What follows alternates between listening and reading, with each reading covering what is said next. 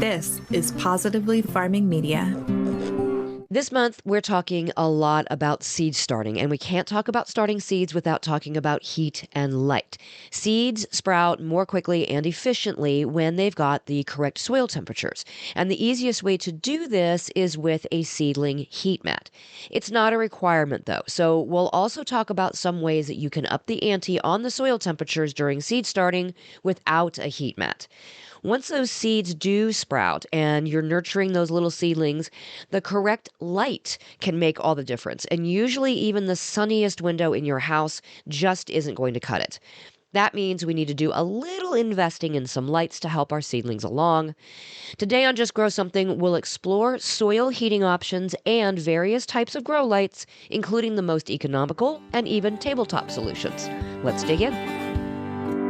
Hey, I'm Karen. I started gardening in a small corner of my suburban backyard, and now 18 years later, I've got a degree in horticulture and operate a 40-acre market farm. I believe there is power in food and that everyone should know how to grow at least a little bit of their own. On this podcast, I share evidence-based techniques to help you plant, grow, harvest, and store all your family's favorites. Consider me your friend in the garden. So, grab your garden journal and a cup of coffee and get ready to just grow something.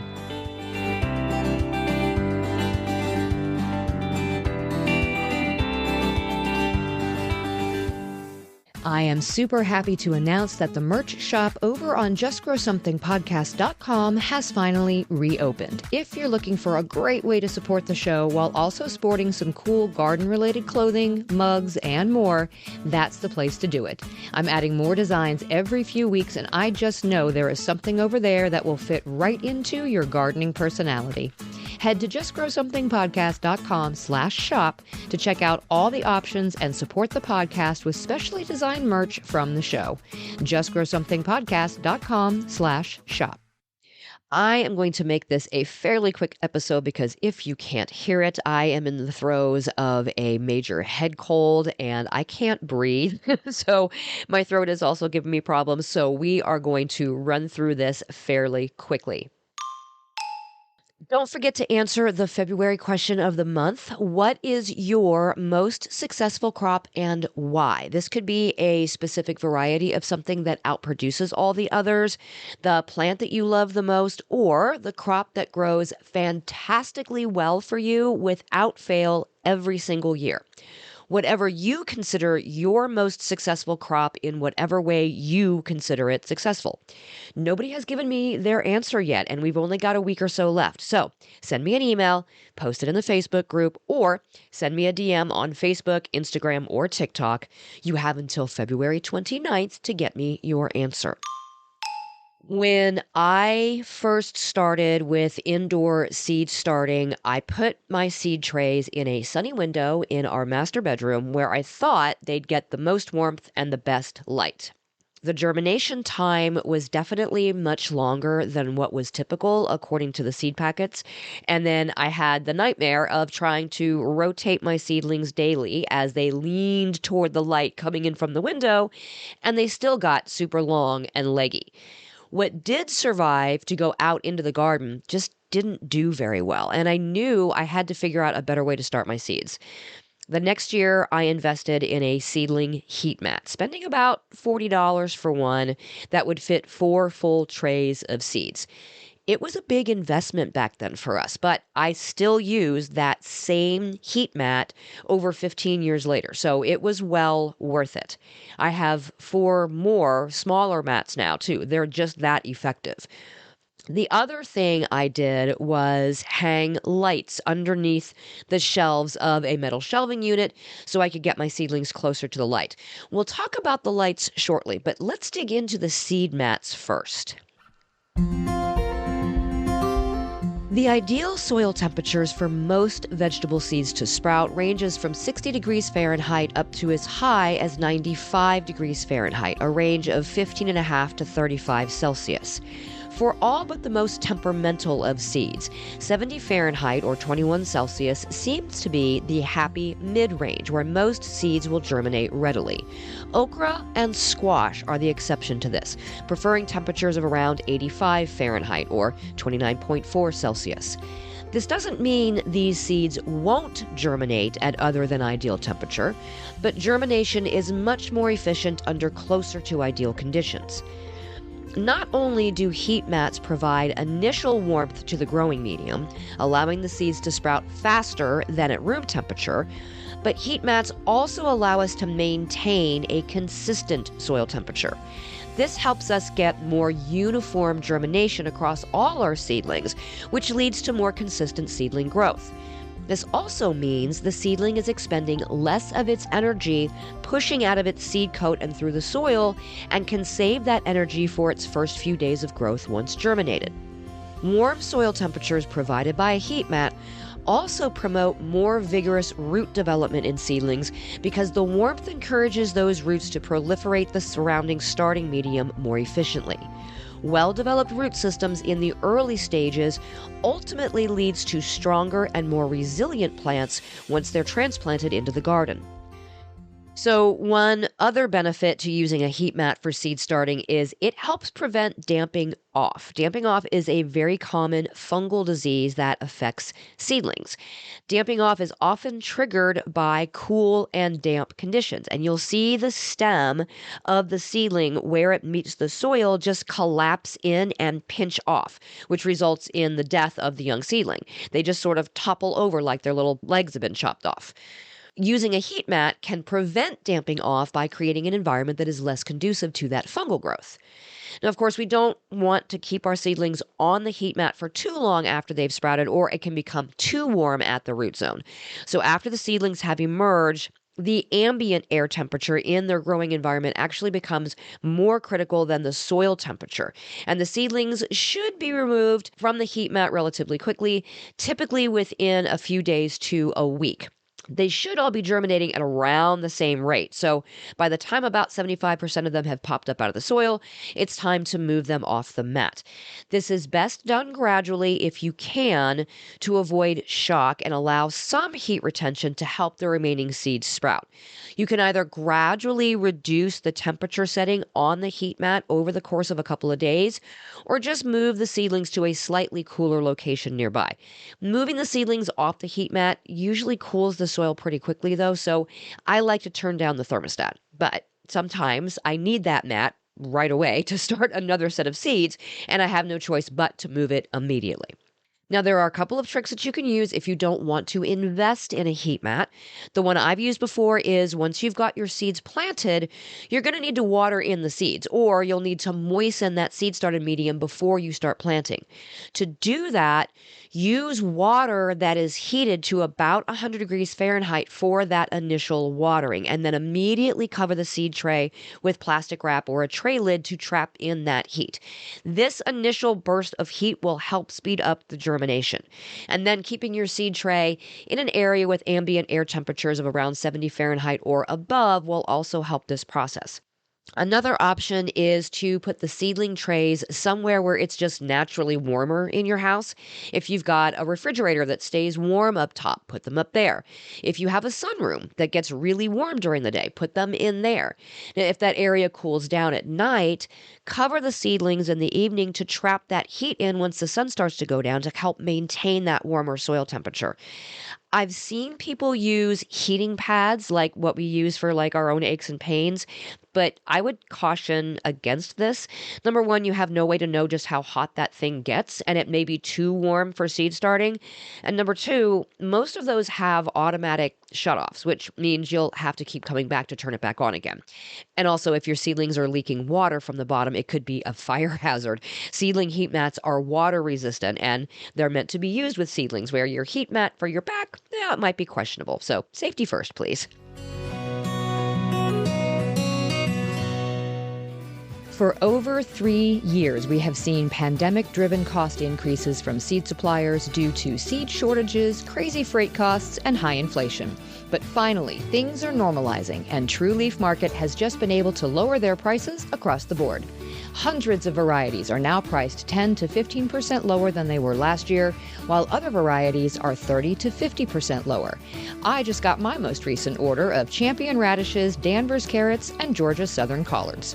You can get your own lower-priced seeds and get free shipping on orders over $75 while supporting this podcast by going to justgrowsomethingpodcast.com/seeds to place your order from True Leaf Market. Okay, so what about lights? As soon as those seedlings start to sprout, they're going to need light. The type of light that you choose should be based on what you're growing, how long you're growing it for, and of course, your budget. Different stages of growth require different spectrums of light. This is called the color temperature. We're mainly concerned about the early growth stages for seed starting, but it's worth reviewing all of them just so we know what to look for. Light is electromagnetic energy measured in wavelengths, and this includes infrared radiation and ultraviolet rays. What we're concerned with is visible light, and the color of this light varies, ranging from blue and green to yellow and red. Plants primarily absorb red and blue light for photosynthesis. The color temperature of a light source, like a light bulb, is measured in Kelvin. The Kelvin scale ranges from 1,000, which is the warm or red end, to 10,000, which is the cool or blue end. Different colors affect plant growth in different ways. Blue light is needed for vegetative growth. Red light promotes flowering and fruit production. Now, light bulbs often sit on one end of the spectrum or the other, but some lights are full spectrum, emitting light across the entire range. For seedlings, clones, or any plant in its vegetative stage, we want to aim for a range of 5,000 to 7,500 Kelvin. This is generally referred to as a daylight bulb. Flowering and fruiting stage, you might consider a color temperature in the red range, 3,500 to 4,500 Kelvin. This promotes flowering and fruiting. Now, this is generally only a consideration when we intend to grow plants indoors for extended periods of time. These would be considered cool light bulbs. So, does this mean you need to run out and get grow lights specifically? Not at all. There are plenty of lights available right off the shelf at the hardware store that meet our needs without breaking the bank. Fluorescent tubes have long been a popular choice for indoor seed starting, and this is because they're affordable and they are effective. So they come in two main types that are typically used for seed starting. We're talking T5s and T8s. T5 bulbs are more energy efficient and they produce a brighter light, which makes them ideal for seedlings. They are also the smaller of the two, and they're usually used in like large office buildings and warehouses. T8 bulbs are slightly less efficient, but they still provide plenty of good light for starting seeds, and they are often the most common ones that we find. There are also T12 bulbs, but those are like the old school fluorescents that many of us grew up with blinking overhead in our classrooms, and those are being phased out. And there are T2 fluorescent bulbs. These are tubes that are only about 1/4 inch in diameter. This is the size that's often used for those compact fluorescent light bulbs, the ones that kind of twist around themselves that are configured to sit into like a standard light fixture or a lamp. But there are also straight T2 tubes, and those are usually used for like tabletop lamps, things that you would use for like crafting or sewing. But there's no reason you couldn't use a T2 if it's in the right color temperature. Now, fluorescents do tend to put off a little bit of a heat, not as much as the T12s used to, but still some, which can either be a help if you're starting seeds in a cool area, or could actually prove to dry out your seedlings a little more quickly in the early stages when we're trying to keep those lights really close to the seedlings. So the pros to using fluorescents is they do have an affordable initial cost, they are widely available, and they are a good light spectrum for seedling growth. The cons to them are those bulbs need to be replaced periodically. They are not as energy efficient as LED lights, and the bulbs are going to degrade over time, which is going to reduce the light output. Ask me how I know. I have plenty of fluorescent lights in my seedling room right now that need to be replaced because they are just kind of dim. Now, a close second behind fluorescent lights, and the one that I actually prefer now, is LED lights. Light-emitting diode lights have gained popularity for seed starting in recent years, mostly because they are very energy efficient. So they may have a higher initial cost compared to fluorescent lights, but they are more energy efficient and they have a much longer lifespan. I have been slowly switching all of my lights over to LED, and there are plenty of very, very affordable options out there now. I just saw some 24-inch LED shop lights selling for $10, and they would be perfect for an indoor seed starting setup, and they will last you for years. Now, the pros to the LEDs: energy efficiency, long lifespan, which is going to reduce the need for having to frequently replace them like the fluorescents, and they have a low heat output. So this is going to minimize the risk of heat damage to those seedlings. Cons to this: yes, they are a higher initial cost compared to fluorescents, but those prices are rapidly coming down. Some models may have a limited coverage area, so it might require you to have multiple fixtures for a larger seed starting setup, or just make sure that you have fixtures that have reflectors attached to them to sort of spread that light out. And then, of course, just like anything else, the quality on the LED lights is going to vary, based on the brand. So you might want to do a little bit of research and just make sure that you're getting a reliable product. The LED option that I've chosen are 4-foot shop lights. Most of them have a reflector, but the ones I got super cheap don't have reflectors. And that's okay, because they were so cheap that it was very economical to just add one more light to each shelf instead of using a reflector. And I will say that the LEDs are much brighter than my fluorescents were, even when they were brand new. And like I said, the rest of those fluorescents are in desperate need of being replaced this year. Now, what I've been referring to is basically shop lights, but of course, both the fluorescent and the LED options are available specifically as grow lights as well. When they are marketed as grow lights, they typically have a more narrow Kelvin spectrum, or they are marketed as broad spectrum to cover all plant requirements. So LEDs, actually, a lot of them now have customizable spectrum options if you want to be very, very specific. Of course, they also often come with a much larger price tag just because they say they are grow lights. And most of these lights that are specifically grow lights are intended for a much longer time frame of use in terms of the plant growth, or they're intended to be switched out at various stages of plant growth. So none of this is necessary for simple indoor seed starting. Just be sure whatever option you choose is rated at 5,000 Kelvin or above for that vegetative growth, and you'll be just fine. You can also find very small grow lights online that are meant as additional lighting for indoor plants, but these can totally work for a small seed starting area too. These are often little clip-on lights or lights that fan out in multiple directions that stand on a tabletop. If you're only starting a handful of seeds, put those trays near a sunny window and simply add one of these little inexpensive grow lights, and your seedlings will have enough light to get them through until they're ready to move outside.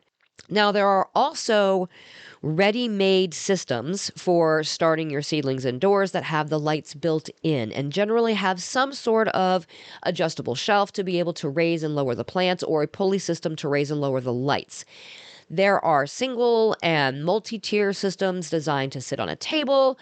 These are specifically for like small scale indoor gardening, which make them perfect for home gardeners that have limited space or are only starting seeds on a smaller scale. These compact units typically combine LED or fluorescent bulbs with a reflective hood, and that's going to maximize the light efficiency. There are also much larger modular systems that are fully customizable. Even AeroGarden has a seed starting version of their system that is completely hydroponic and self-contained and designed to help you start seedlings for the outdoor garden. If you want to get fancy, there are always options to get fancy, but do not get sucked into thinking that any of this is absolutely necessary. When it comes to indoor seed starting, deciding whether to use a heat mat and choosing the right grow lights can be crucial for ensuring healthy and vigorous seedlings, but it doesn't need to be difficult or expensive. Consider your budget, your space constraints, and your specific gardening needs, and you will be well on your way to some successful seed starting. Until next time, my gardening friends, keep on cultivating that dream garden, and we'll talk again soon. Thanks for listening to another episode of the Just Grow Something podcast. For more information about today's topic and to find all the ways you can get in touch with me or support the show, go to justgrowsomethingpodcast.com. Until next time, my gardening friends, keep learning and keep growing.